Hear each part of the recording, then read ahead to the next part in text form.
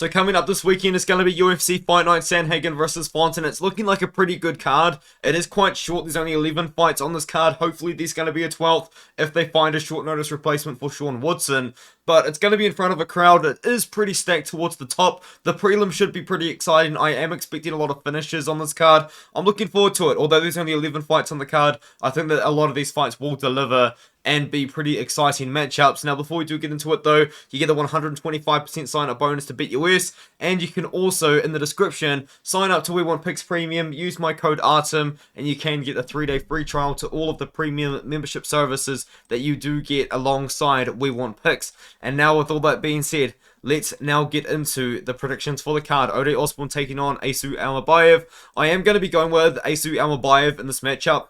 Now, Ode Osbourne is I would say for the most part, he's actually a striker. He's actually a boxer for the most part, is kind of how I would describe his game. Very, very fast hands on the feet, but recently he has been able to mix in a little bit of wrestling and a little bit of grappling as well. But Asu Almabaev, he does kind of do what you think he would do, but his wrestling is actually very high level. Now, he is having close fights with some guys that on paper don't look that good, but I'm telling you guys, Zach Makovsky is a really good fighter. He was Bellator's first ever champion at 135 pounds, and he did lose to Asu Almabaev. Almabaev recently beat a guy on short notice, but that guy was actually meant to fight somebody else. So Asu Almabaev was meant to fight somebody else, and this guy stepped in on short notice, and of course he won that fight by finish. But he is beating a lot of good guys that aren't short notice replacement matchups. But one thing you can tell about Asu Almabaev is he does genuinely have a very strong base in wrestling, and he is very effective with his wrestling style. He does kind of scoop up his opponent's legs and wrap them up when he is trying to control them, and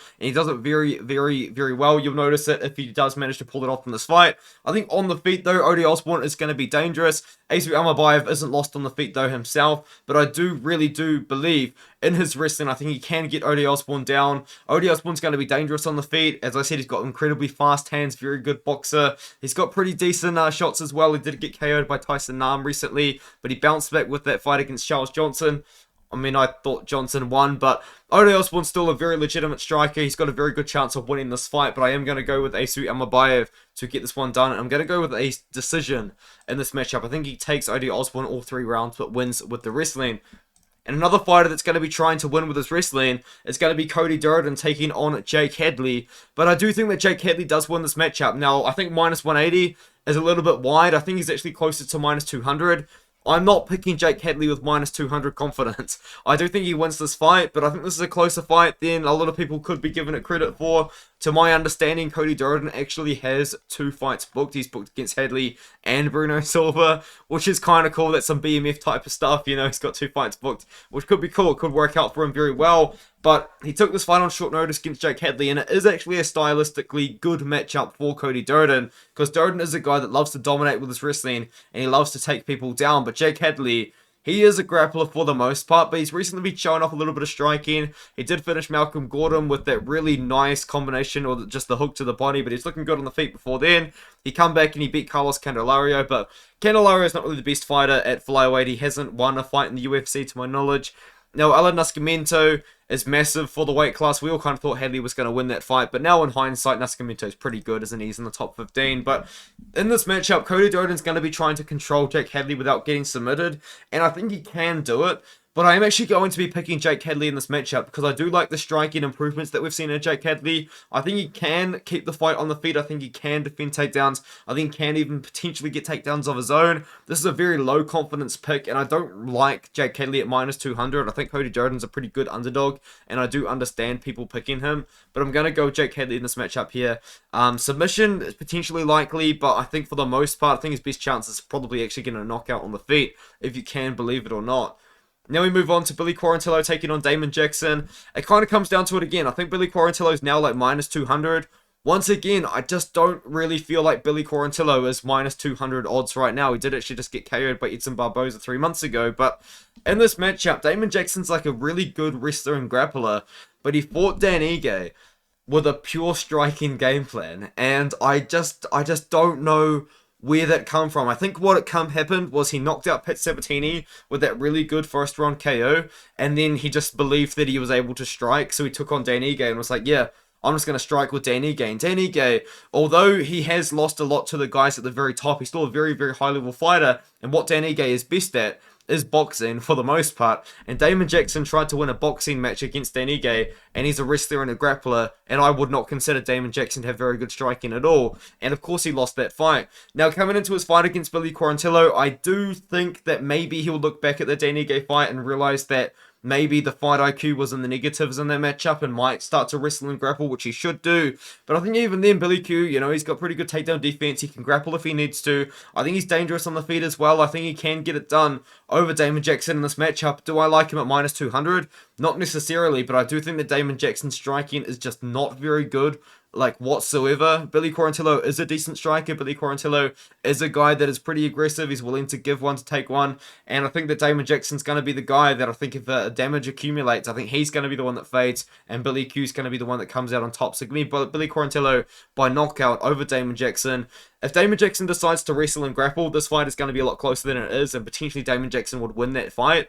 But I think if the fight is purely on the feet, I think we see Billy Q just knock him out. I just don't see Damon Jackson being a very good striker. I think Billy Q's a lot more dangerous. I think Billy Q's a lot better as a striker. And I just don't trust the fight IQ of Damon Jackson anymore. He's just not a guy you can trust. Give me Billy Quarantillo to win this matchup. And speaking of fight IQ, Jeremiah Wells versus Carlston Harris. Jeremiah Wells actually won his last fight due to the very poor fight IQ of Matt Semmelsberger, and that poor fight IQ from Matt Semmelsberger is not something that he's been able to fix, because Matt Semmelsberger just lost to Uroš Medic because of bad fight IQ. So, Matt Semmelsberger, man, I told you guys not to bet on Matt Semmelsberger because this guy has some of the worst fight IQ in the UFC, and he displayed it again at UFC 291. He displayed it fully in this fight. Jeremiah Wells, probably potentially shouldn't have won that fight because Semmelsberger was knocking him down, but Wells was kind of able to come back towards the end of the rounds and kind of dominate with his wrestling, get takedowns and all that sort of thing. But Wells, he kind of really put himself on the map by knocking people out cold. He knocked out Court McGee. Nobody had knocked Court McGee out like that before. McGee's been known to be very tough. Then he KO'd Court McGee. He beat Blood Diamond. That was kind of cool. But the thing that really put him on the map was the Wiley Alves KO and the Court McGee KO. And that was his UFC debut. Now, I'm a big fan of Carlston Harris. I really am. I thought that Carlston Harris, actually genuinely had a good chance of testing Shavkat Rakhmonov.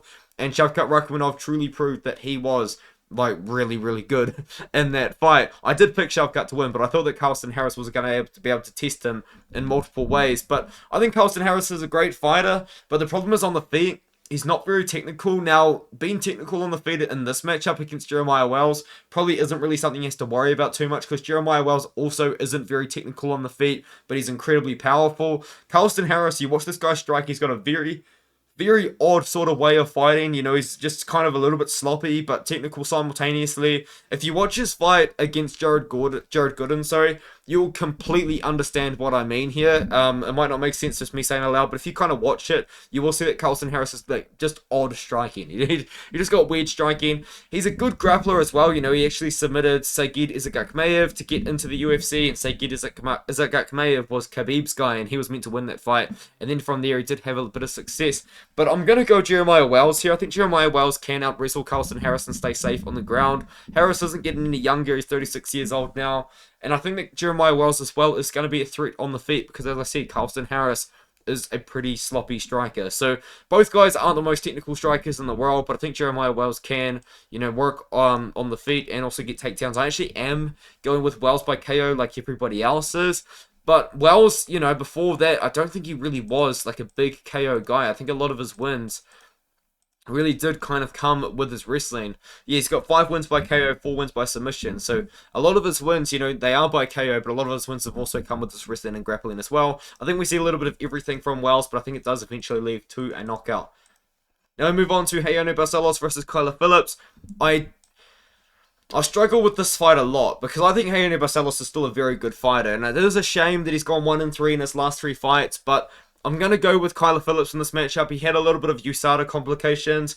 It seems like it was a tainted supplement potentially because his USADA suspension hasn't been very long, but when I watched him fight Hadley and Paiva, that was once again fight IQ, man. Probably some of the worst fight IQ I've ever seen in the UFC was when he fought Hadley and Paiva. And Paiva rocked all over the place in the first round, and he just was throwing spinning stuff, just gassing himself out, throwing spinning kicks and spinning this and spinning that and jumping knees and just doing too much to try and get a highlight reel KO, and he ended up losing because he was just going for a highlight KO and he didn't end up getting it, and he actually ended up losing to Hadley and Paiva, which is just an incredibly embarrassing loss, because if he wasn't like negative fight IQ like Matt Selsberger, he probably would have won that fight. But so yeah, that's my thing. The thing about me is I don't trust guys with bad fight IQ, and Kyler Phillips in my books is a guy with bad fight IQ and is a guy that I probably will never trust again from that one performance alone. But Raoni Barcelos is pretty good, man. You know, Raoni Barcelos can work it on the feet. He's got good cardio. He's a very good wrestler as well. Kyler Phillips as well does actually go for a lot more takedowns that I think a lot of people kind of remember him for. A lot of people kind of remember Kyler Phillips for being a very sort of interesting sort of style on the feet. He throws a lot of kicks. He throws a lot of sort of unorthodox sort of things. Stuff that you don't really see from a lot of other fighters. But Raoni Barcelos on the feet, he's a decent striker. He did unfortunately just lose to Umar Nurmagomedov, but I think Raoni Barcelos is a very good wrestler. He is the Brazilian national wrestling champion as well, after all, but I think Kyler Phillips can get past him. I think Kyler Phillips can land something and get a knockout over Raoni Barcelos, but I believe that Raoni Barcelos has only been knocked out once in his career. He has, and that was against Umar Nurmagomedov. But I'm going to go Kyler Phillips to win a decision here. He could get the KO. I wouldn't be too surprised if he did. He hasn't fought for a long time because, you know, he was injured and he also did have some USADA complications. I'm going to go with Kyler Phillips here to win by decision or knockout. I think Barcelos has a good chance of winning, but just give me Kyler Phillips. He's the young guy. He hasn't fought for a long time. He's taking time off. And now we move on to Ignacio Bahamondes taking on Lúdovit Klein. I'm a big fan of Ignacio Bahamondes. I've been a fan of his since he made his UFC debut against John McDessie. It was there where I kind of knew who he was, and then I picked him to beat Roosevelt Roberts. Good pick in hindsight, huh? And now Roosevelt Roberts is potentially going to go on to have a lot of success on The Ultimate Fighter. He then beat Zhu Rong. Probably wasn't the most impressive performance of all when he beat Zhu Rong, and then when he went out there and beat Trey Ogden, which was kind of cool. I feel like Ignacio Bahamondes is kind of just waiting on that one win or that one performance that's really going to put him on the map, and I think a fight here in front of a crowd against a guy like Lúdovit Klein, who is a very dynamic striker, who is a very good fighter himself, I think this would be a fight which Ignacio Bahamondes could make a big name for himself, and I'm going to go with that. I didn't think that Ignacio Bahamondes looked all that great against Trey Ogden, to be honest. I thought he should have, you know, probably beaten Trey Ogden a little bit more decisively, considering Trey Ogden I don't consider to be the best striker in the world, and Ignacio Bahamondes is like a pure striker with really, really good kickboxing. Now, yes, he does have that insane spinning wheel kick, but I still think that Ignacio Bahamondes is waiting on that one fight, on that one performance to really put himself on the map. And I think it's going to be this one here. Ignacio Bahamondes, he's 6'3" at 155 pounds. I don't remember him being listed at 6'3". I thought he used to be listed at 6'2", but obviously, yeah, he might be 6'3". He's really big for the weight class, though. Very, very tall. And Lúdovit Klein's a former featherweight. He's a good fighter. He's a good striker. But I think Ignacio Bahamondes, his whole sort of striking style is fighting from range. You know, he throws a lot of straight punches, throws a lot of jabs, throws a lot of push kicks. His push kicks is kind of like his main sort of thing that he does. And he can throw push kicks to the face, push kicks to the body, especially against a guy that is going to be a lot shorter than him and Lúdovit Klein, 6'3" to 5'7". Those push kicks to the face are going to be there as well. I do like Ignacio Bahamondes here. I think he keeps the fight on the feet if Lúdovit Klein tries to get it down. I just think it's a good matchup for him. I think he can outstrike Lúdovit Klein across 3 rounds or find the KO. Give me Ignacio Bahamondes to win this matchup. Now we move on to Tanner Boser taking on Aleksa Camur. It's just one of those fights. Like, I don't know. Yeah, you know what I mean? Like, here's the thing. Aleksa Camur hasn't fought for 2 years, and he's got one win in the UFC over Justin Ledet, and he beat Fabio Cherant, which is kind of a cool win, because now Cherant's down the UFC. He's fought 4 times in the last 4 years. His UFC performances haven't been that bad. Like, they've been somewhat impressive, but somewhat not. You know, his fight against Nikolai Negumereanu was a little bit controversial because Negumereanu was grabbing the cage and all sorts of other sort of things like that. But the thing about Camur is, for the most part, he's a striker, but he also wrestles. And I like that part in his game against Tanner Boser, because Tanner Boser doesn't want to take you down. Tanner Boser wants to strike with you. He's got no interest in taking you down. I don't think he's got a single takedown in his UFC career. Now, most of his time has been spent at heavyweight in the UFC. He made his light heavyweight debut Only a few months ago against Ion Cutelaba, I thought he'd be able to beat Ion Cutelaba, but Ion Cutelaba really beat him, dude. And it kind of made me think, heavyweight's moving down to light heavyweight is just a really bad idea. Now, yes, Tanner Boser was always undersized at heavyweight, to be fair, but man, in hindsight, like, he's just so much slower than Ion Cutelaba. Like, these light heavyweights, they're just so much more technical than the heavyweights. And Tanner Boser moving down, I thought it was going to be a great thing for his career, but now in hindsight, I'm kind of a little bit scared. And in this matchup, I'm going to be going with Aleksa, if you can actually believe it. Camur hasn't fought for 2 years. I'm not too sure what's kept him out for so long. I do believe he hasn't had an injury in that time, but he's still young, not even 28 years old. I'm sure he's been making improvements. I'm sure he is going to be able to initiate some of that wrestling in this matchup as well, because Tanner Boser isn't going to be a guy that wants to offensively wrestle, so Aleksa is going to be free to have that takedown opportunity, to have that wrestling opportunity. So I think Aleksa can beat Tanner Boser over the course of 3 rounds. I think he's going to be a little bit faster on the feet. Now, he isn't the best striker in the world, but he can mix it up with the wrestling and the takedowns. I think that's going to be the key to beating Tanner Boser, because that's how Tanner Boser loses. Very often he loses close decisions where he's winning on the feet, but he loses on the ground, and they end up going with the guy that got the takedown, which, you know, for a lot of his fights probably isn't really what is meant to happen. But I think that's how Aleksa does win this fight. I think it mixes it all up. Give me Aleksa to win by decision. It's a low confidence pick. It's not something I feel that great about, but give me Aleksa to beat Tanner Boser in this matchup. And now we move on to Gavin Tucker taking on Diego Lopes. Gavin Tucker's a pretty all-action kind of guy. You know, he hasn't fought in the UFC for a very, very long time. You know, he did lose to Danny Ige in 2021, and we have not seen this guy since. He's got quite a bit of UFC experience. And the thing about Gavin Tucker is he's actually a very exciting fighter in multiple ways. He lands a lot of strikes, but he absorbs a lot of strikes, and he also gets takedowns. He does all 3. It's actually quite cool. So, it's not really a good thing, though, that he absorbs a lot of strikes, because he does absorb, I think, like, about the same amount of strikes that he dishes out, which is 4 per minute, which is quite high. And Diego Lopes, we know what Diego Lopes does. Diego Lopes, for the most part, is very aggressive on the feet, but he's a fantastic grappler. And we really saw what Diego Lopes was all about when he did take on Moser Evloev, and he did lose a decision in that matchup, but he had a lot of success in the first round with that submission attempt. He hurt Moser Evloev on the feet as well, which was crazy. And in the third round, you know, he had a lot of success with submission attempts again against Moser Evloev, but Evloev was able to survive. And it does kind of tell you that Diego Lopes is a tough guy, because I think he took that fight in like 5 days' notice. But if you do watch this fight on Dana White's Contender Series, which he does lose to Joe Anderson Brito, due to like a weird sort of decision in the third round where there was a foul. You know, he had a bit of success in that fight. It was an interesting matchup where Diego Lopes was just aggressive, you know, against Joe Anderson Brito as well, of all people. He did lose recently, but then he kind of went out there and beat a couple guys that weren't that great. But the point that I'm trying to make is Diego Lopes is a decent fighter. He's a very aggressive guy. He comes forward, he throws high volume, he is pretty good on the feet, but where he gets everything done is on the ground. He's a little bit of a jiu-jitsu nerd in a way. He is Aleksa Grasso's BJJ coach. I believe he was in the corner for Brandon Moreno when Brandon Moreno beat Davis and Figueiredo in Brazil. I could be wrong on that fact, but I do know that him and Brandon Moreno are quite close. So Diego Lopes is like a very legitimate guy. Like, Diego Lopes is the guy that has trained with and coached some of the best fighters in the world. He is Aleksa Grasso's Brazilian jiu-jitsu coach, and that kind of tells you that he's quite good at jiu-jitsu. Just kind of just a hunch.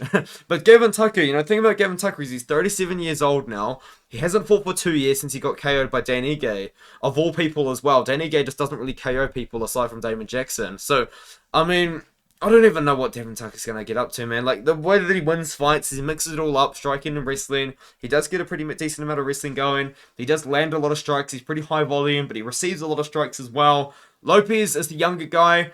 I think at this point as well in both of their careers, I think Lopes is the hungrier guy, because Gavin Tucker is 37 years old, Lopes is only 28 years old. You know, he just lost his UFC debut. It was against Evloev, but he's going to want to get a win in the UFC and let everyone know that he's UFC level and who he is. I think we're going to see Diego Lopes go out there and have success on the feet, but find a submission at some point in the fight. Give me Diego Lopes to win it by submission in this fight. I think that Lopes can get it done by being aggressive on the feet and finding a submission at some point on the ground. And now we move on to Dustin Jacoby versus Kennedy Nzechukwu. Potentially a little bit of a controversial pick. Let me know what you think in the comments below about this one. But I am going to be going with Dustin Jacoby in this matchup. It's an odd sort of pick, I know, but Kennedy Nzechukwu is a guy which I think not just me, but I think a lot of people have a bad read on Kennedy Nzechukwu because this guy so often loses until he wins. It's kind of weird. Like, he takes a bit of a beating and then he comes back and dishes it out. Like when he did against Devin Clark, ended up getting that standing guillotine choke. Similar sort of situation against Ian Kutalaba and Carl Roberson. In a way, he looked really, really good against Carl Roberson, though, to be fair. Lost to Nagumrianu. A lot of people think he should have beaten Nagumrianu. It was weird. Points were deducted and all sorts of stuff went on in that fight. It wasn't a good fight. Lost to Dalton Young by an elbow that honestly doesn't really look like it lands flush. It's just a weird sort of situation. But in this matchup, man, I'm not ready to jump off the Dustin Jacoby train. Dustin Jacoby as well, though, is a guy with bad fight IQ. Oh, I'm picking so many guys that have bad fight IQ, and Dustin Jacoby is one of them, man. He lost the first 2 rounds to Azamat Murzakanov, and in the 3rd round, when Murzakanov had slowed down quite a bit, and Jacoby really needed to pour it on, really needed to get it going to win the fight, maybe knock out Murzakanov in the last 2 minutes of the fight, in the last round of the fight, in the 3rd round, he lay on Murzakanov and clinched with him after clearly losing the 1st round. So that was a really, really bad fight IQ moment, man. It's just like, oh, it's just rough, man. But when it comes down to it, though, I think in this matchup, Dustin Jacoby is the better striker. You know, he took time away from MMA to focus on his kickboxing career. Now he's come back to the UFC after being on Dana White's Contender Series. And I think that he can keep this fight on the feet. And on the feet, I do believe that Dustin Jacoby is going to be the better striker in this matchup. Now, Kennedy Nzechukwu is 6'5" with an 83-inch reach. And if he can put it all together, he will be a massive force at 205 pounds. But I'm still kind of feeling like he hasn't quite got it all together. And I'm going to go with Dustin Jacoby to outstrike him over the course of 3 rounds. Give me Jacoby by decision. Low confidence pick. I don't feel that good about it. But I do believe that Jacoby can get it done. Give me Dustin Jacoby to win by decision in this matchup. Now we move on to Jessica Andrade taking on Tatiana Suarez. I've got Tatiana Suarez, but it's, once again, like it's a pretty high confidence pick. I'm pretty confident in her. But Jessica Andrade could get something going, you know, she could make something happen. Suarez, we all know, is a girl who, unfortunately, due to injuries, hasn't really been able to build on her legacy as we kind of hope that she would, because she fought for the first time in about 3.5 years after beating Nina Nunes, Carla Esparza, and Aleksa Grasso. And Viviane Pereira, who isn't in the UFC anymore, but still a pretty good win, especially at the time. She was 13-0. But she went back. She took on Montana De La Rosa. Didn't look that great in the first round, but it was her first fight in 3.5 years. And now she's going to be going back down to 115 pounds after fighting at 125 against De La Rosa and taking on Jessica Andrade. And I think if she beats Jessica Andrade, like, she probably should get a title shot just kind of out of merit, really, because she's already achieved so much in her career. Now, a lot of people might think that she needs another fight, but I think that Tatiana Suarez, I mean, she's good. She's quite good at wrestling. That's kind of what she does. She's a very, very good wrestler. She's absolutely dominant in the wrestling and the grappling. And to be fair, that's probably where Jessica Andrade is weakest. And it's also worth noting as well, Andrade is taking this on short notice because Suarez was actually meant to take on Verona Jandiroba. And then she ended up getting Jessica Andrade instead, which you could argue is probably like an even better fight to have. Now, Andrade is a girl that, you know, she is on a 2-fight losing streak, but Andrade is someone that everybody knows. She's a former champion. She knocked out Royce Namajunas with that crazy slam. And, you know, she is on a 2-fight losing streak, which is a shame, but she has gone out there and had a lot of success in her career. She kind of is the BMF of women's fights. If you need Jessica Andrade to fight on short notice, she will do it. She's fought 3 times in the last 6 months. Stepped back after a couple of weeks against Erin Blanchfield. And then like 3 months later took on Yan Xiaonan. And now on short notice again, she's taking on Tatiana Suarez. So Andrade must be on a really good contract. She must be getting paid a crap load of money for her to be taking these short notice fights. But in this matchup, man, I think Andrade is weakest where Tatiana Suarez is strongest. And we see Suarez not mess around too much on the feet, get the takedown, out-wrestle and control Jessica Andrade, and find a finish at some point on the ground. I do think she can probably submit Jessica Andrade in this matchup, who is still pretty young, who still does have time to turn it around. But I think at this point, I think Suarez gets it done by finish on the ground at some point. I think she should get a title shot as well, just kind of out of merit, really. I guess Yan Xiaonan, though, is kind of awkward because Yan Xiaonan has earned it, and they're doing Amanda Lemos versus Yang Wei Li. Like, wait, what are they doing? Why is Amanda Lemos getting a title shot? It just doesn't make sense. But anyway, we can move on to the main event. Cory Sandhagen taking on Rob Font. It is a catch weight because Rob Font did take this fight on short notice. He was training to fight Yadong Song or Song Yadong, but Song Yadong got injured and Rob Font got pulled from that fight and placed here. It ended up just being perfect. Cory Sandhagen needed a fight after Umar Nurmagomedov pulled out. Rob Font needed a fight after Song Yadong got injured. It just ended up being perfect. They ended up putting this together. It is a little bit less than ideal for Rob Font, but I'm sure he's probably getting paid a little bit more money than he would if he was fighting Song Yadong. He's now getting the main event bonus as well. He gets to fight in front of the crowd, which is always a little bit of bonus. I think he was actually meant to fight at UFC 292 though. But anyway, the point is, it's a pretty good opportunity for Rob Font really to headline a card in front of a crowd against Cory Sandhagen in a title eliminator as well. Because that's probably how they told. That's definitely how they got Rob Font to take this fight. They would have just said, if you can beat Cory Sandhagen on short notice, you get the next title shot. I'm pretty sure that's probably what they did. But I think Cory Sandhagen wins this fight, and I'm very confident that he gets it done. Cory Sandhagen is a guy who, he's always kind of mixed in wrestling with his fights, but we've never really seen it to the extent that he's putting it on now. He's wrestled a lot in his win against Song Yadong, and he wrestled a lot in his win against Marlon Vera, and it's something that he's definitely improved on. He's definitely improved that wrestling, absolutely improved that offensive wrestling, because he does go for takedowns a lot. He went for a lot of takedowns against Marlon Vera. He went for a lot of takedowns against Song Yadong as well. But the best part of his game is the striking. He's really, really good on the feet. When he took on Petr Yan and lost that fight, Petr Yan versus Cory Sandhagen was one of the best fights of the year, one of the most technical fights of the year. It was an absolute great display of striking in MMA. Now, Rob Font is a very, very good boxer. He was on a 2-fight losing streak. Everyone picked him to beat Adrian Yanez, to lose to Adrian Yanez. Such an idiot. I picked him to beat Adrian Yanez, and then I changed my pick last minute on my Instagram, and I uploaded the photo with Rob Font as like my pick, and then I took it down, and I uploaded it again with Adrian Yanez as my pick. It's tough being me sometimes. But anyway, Rob Font looked really good in that fight. I know he lost to Marlon Vera, sorry, lost to Jose Aldo, but before that he did beat Cody Garbrandt in a pretty good performance. He knocked out Marlon Moraes, poor Marlon Moraes. But I think just Cory Sandhagen just can outstrike him on the feet with his kicks. He can out-wrestle Rob Font as well. Rob Font's a very, very good boxer, but Cory Sandhagen, you know, he's got the height advantage, he's got the length advantage, he can kick from range. He doesn't have the reach advantage, but he can kick from range. He can get takedowns. He can kind of work everything. It's also pretty beneficial to him because the fight is going to be on a full camp for him, where it's short notice for Rob Font. So I think there's a lot of things that go in Cory Sandhagen's way. I think that Sandhagen does win this fight. 96% of people are picking Sandhagen on Tapology. It's pretty crazy.